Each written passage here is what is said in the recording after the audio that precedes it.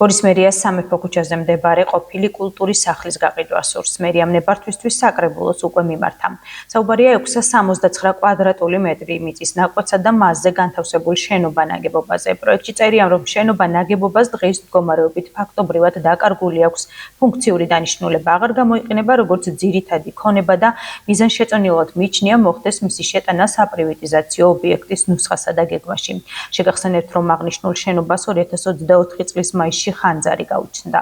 შემოსულია სამეფოს ქუჩა ნომერ 46-ში მდებარე ყოფილი კულტურის სახლი, რომელიც 2024 წელს დაიწვა და არის ესეთ ავარიულ მდგომარეობაში, არის ექსპერტიზის დასკვნა, რომელსაც შენობას მინიჭებული აქვს მესამე კატეგორია, ეს არის უკვე უკიდურეს მდგომარეობაში ყოფილი და მისი გაჩერება და სარეაბილიტაციო სამუშაოები შეუძლებელია, ამიტომ მერიდან შემოვიდა საკითხი აღნიშნული ობიექტის გასხვისებაზე, მაგრამ ობიექტის გასხვისებამდე ეს არის ძირითადი განუსხვისებელი ქონება და ამ ობიექტი რო შევიდეს ნუსხაში და გეგმაში, უნდა მოხდეს ამ კატეგორიის შეცვლა და ძირითადი ქონების კატეგორიიდან, ძირითადი განუსხვისებელი ქონების კატეგორიიდან იქნას გაატანილი დამატებით ქონების კატეგორიაში. შემოსულია კომისიამ განიხილა ეს საკითხი და დადებით დასკვნა მისცა კატეგორიის შეცვლას და იმ შემთხვევაში თუ მოხდება საკრებულოზე აღნიშნული კატეგორიის შეცვლა, მერე შევა გეგმაში და ნუსხაში.